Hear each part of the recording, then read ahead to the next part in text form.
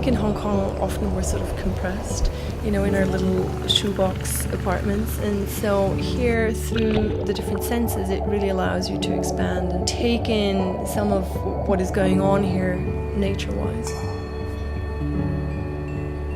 Sound healing was really interesting, I thought. It was shifting different things within me. I thought it was a very healing experience.